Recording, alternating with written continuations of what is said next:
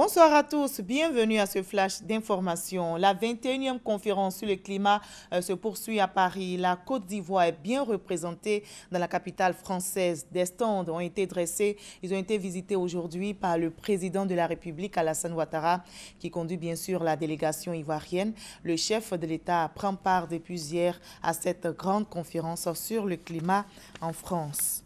Et en marge de la COP21, le président Alassane Ouattara a eu une série d'activités. Il a rencontré aujourd'hui le Premier ministre français Manuel Valls et visité la Fondation Charles de Gaulle à Paris.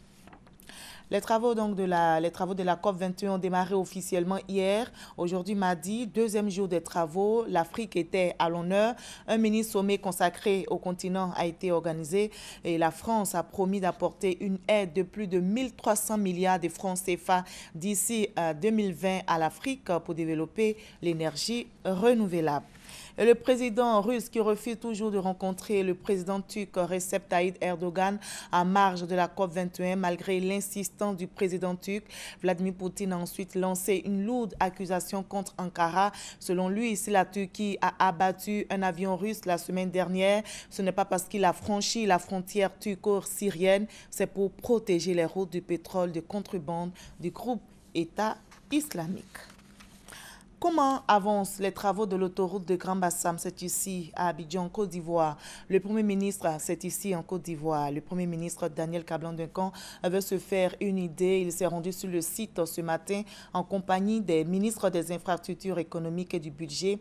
Le chef du gouvernement s'est imprégné de l'évolution des travaux.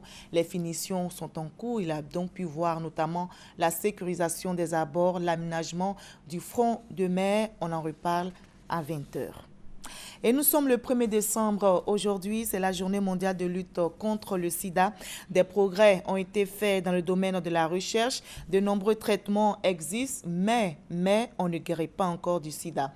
En Côte d'Ivoire, les chercheurs sont aussi à la tâche pour trouver le remède contre la pandémie et leurs travaux sont pris en compte par l'OMS. Voyons cela avec Guillaume Zéré et Delphine Gla.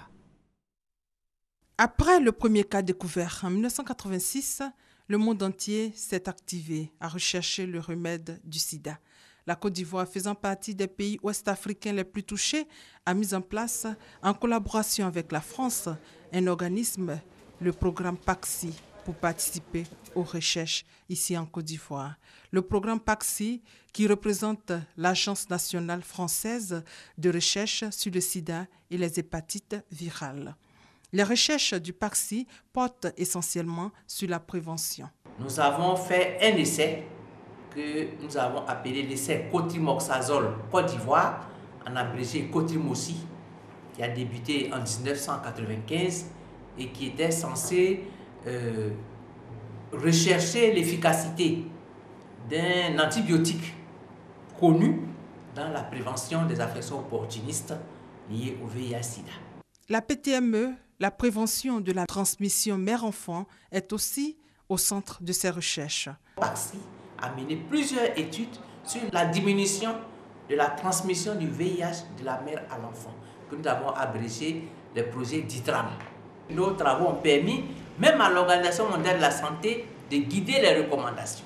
L'importance des travaux réalisés en Côte d'Ivoire a permis au programme PAXI d'étendre sa collaboration avec des pays du Sud et d'autres pays du Nord, comme c'est le cas avec l'Université d'Harvard aux États-Unis. Une collaboration scientifique qui n'exclut pourtant pas dans ses recherches la prise en compte de la médecine traditionnelle. Le praticien de médecine traditionnelle aujourd'hui ne prétend pas guérir le VIH-Sida, mais il a des médicaments très efficaces pour anéantir les maladies opportunistes. Notre objectif à nous, c'est d'identifier les plantes médicinales proposées par les tradithérapeutes et voir comment c'est administré et puis dans le même temps faire les examens biologiques classiques pour voir si effectivement les patients qui avouent prendre cette médecine traditionnelle ont des effets bénéfiques. On dispose aujourd'hui de nombreux traitements contre le sida, mais malheureusement, aucun ne permet de guérir de cette maladie.